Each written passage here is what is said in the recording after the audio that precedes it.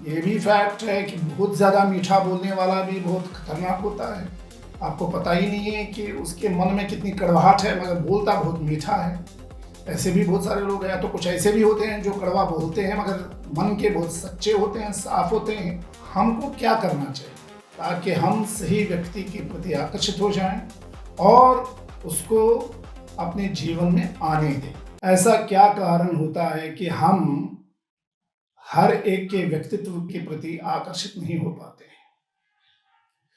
जैसा कि आपने भी देखा होगा, मैंने भी देखा, कोई खास व्यक्ति हमें आकर्षित करता है अपने अलौकिक व्यक्तित्व धनी होने के कारण। वो अगर उसके पास एक अलौकिक व्यक्तित्व है तो हम आकर्षित हो जाते हैं, हम उसको फॉलो करना चाहते हैं, हम उससे बात करना चाहते हैं, हम उससे मिलना चाहते हैं। मगर यही चीज़ हर एक में क्यों नहीं होती है और क्या वजह है कि हम कुछ ही लोगों के प्रति आकर्षित हो जाते हैं? मैंने इस प्रश्न का जवाब ढूंढने का प्रयास किया।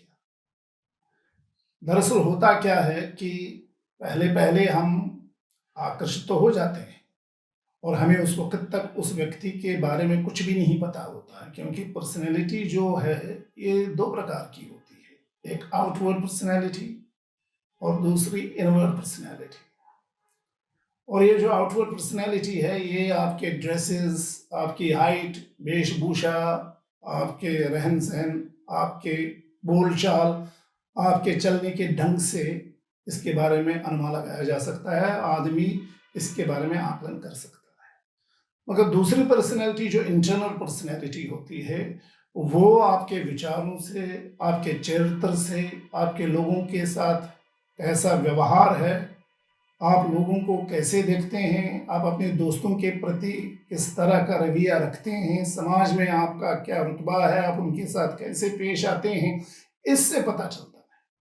और चूंकि जब हम किसी से पहली बार मिलते हैं तो हम उसके बाहरी वाले, भीतरी वाले रूप को नहीं देख पाते, हम बाहर वाले रूप को देख पाते हैं और इसलिए हम आकर्षित हो जाते हैं। हमें लगता है बहुत अच्छा है, लंबा चौड़ा है, पर्सनैलिटी अच्छी है, खूबसूरत है, इसलिए हम उसके प्रति आकर्षित हो जाते हैं। और जब हम उससे मिलते हैं, बार बार मिलते हैं, फिर उसके साथ बातचीत करते हैं, उसके विचारों को जान पाते हैं, उसकी विचारधारा को समझ पाते हैं, उसके चरित्र को बहुत नज़दीक से देख पाते हैं, तब हमें वास्तविकता थोड़ी थोड़ी पता लगने लगती है और हमारा जो मोह होता है वो धीरे धीरे भंग होने लगता है। आप देखिए दुनिया में कितने ऐसे actors, actresses, top IAS officers, bureaucrats, scientists, जो भी बिजनेसमैन हैं, बिजनेस टाइकून्स हैं, वो अपने परिवार में रिश्तों को संभाल नहीं पा रहे हैं। पहले तो बहुत ज़्यादा वो लोगों को अट्रैक्ट करते हैं, मगर बाद में क्या वजह होता है इसका बहुत बड़ा कारण ये होता है कि जब वो फिर मिल जाते हैं, फिर वो जब एक ही परिवार का हिस्सा बनते हैं, तब उनको उस व्यक्ति के बारे में पता चल जाता है। तो धीरे-धीरे जब उनको पता लगने लगता है तो उनका सारा आँखों से जो पर्दा होता है वो हट जाता है, उनको वास्तविकता पता चल जाती है, एक्चुअल पर्सनैलिटी क्या है तब उनको पता चलती है। बाकी उनको वो धोखा लगता है, वो एक किस्म से लगता है कि वो ठगे हुए महसूस करते हैं। तो इसलिए ऐसा क्या होता है कि हम आकर्षित हो जाते हैं, जैसे मैंने पहले ही बोला, कभी हमें किसी की बात आकर्षित करती है, किसी के चलने का ढंग आकर्षित करता है, किसी के देखने के तरीके से हमको बहुत ज़्यादा हम इम्प्रेस हो जाते हैं, किसी के ड्रेसिंग सेंस से हम बहुत इम्प्रेस हो जाते हैं, किसी की लैंग्वेज को देखकर हम बहुत प्रसन्न होते हैं, किसी के विचारों को सुनकर हम बहुत प्रभावित हो जाते हैं, इसलिए हम आकर्षित हो जाते हैं।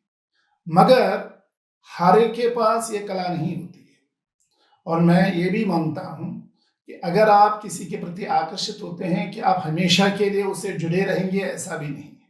क्योंकि जैसा कि मैंने पहले ही बोला कि आपको धीरे-धीरे उसके बारे में पता चलेगा। जब आपको पता चलने लगता है, सारे धागे खुल जाते हैं, तब आपको पता चलता है कि इस चेहरे के पीछे कौन-सा चेहरा छुपा था। इसलिए हमको क्या करना चाहिए ताकि हम सही व्यक्ति के प्रति आकर्षित हो जाएँ और उसको अपने जीवन में आने दें। इसके लिए ज़रूरी है कि आप कुछ मत कीजिए। आप सिर्फ़ उस व्यक्ति के हाव-भाव को चुपचाप से देखते जाइए, समझते जाइए और एक बार जब आपको धीरे-धीरे उसके बारे में सब कुछ पता लगेगा, आप खुद ही इस फैसले पर पहुँच जाएँगे कि आपको आगे उसके साथ बढ़ना है, उसके साथ दोस्ती करनी है, उसके साथ रहना है या नहीं है, या आपको उससे दूरी बनाए रखनी है। क्योंकि ये भी फैक्ट है कि बहुत ज़्यादा मीठा बोलने वाला भी बहुत खतरनाक होता है। आपको पता ही नहीं है कि उसके मन में कितनी कड़वाहट है, मगर बोलता बहुत मीठा है। ऐसे भी बहुत सारे लोग हैं, या तो कुछ ऐसे भी होते हैं जो कड़वा बोलते हैं मगर मन के बहुत सच्चे होते हैं, साफ होते हैं। इसलिए ये पता लगाना कि वो सही है या नहीं, ये तब तक नहीं हो पाएगा जब तक ना आप गोपनीय रूप से, चुपचाप तरीके से उसका पूरी तरह से आप उसका आकलन करें, उसको समझें, देखें, व्यवहार उसका देखें, दोस्ती उसको किन-किन लोगों के साथ है।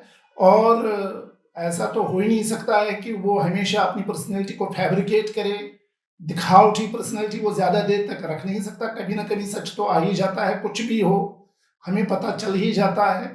उनको उस चीज़ को देखकर ही आप बता सकते हो। सबसे बड़ी बात है कि हमें ये देखना होता है कि हम हैं क्या? हम किस तरह के व्यक्ति हैं?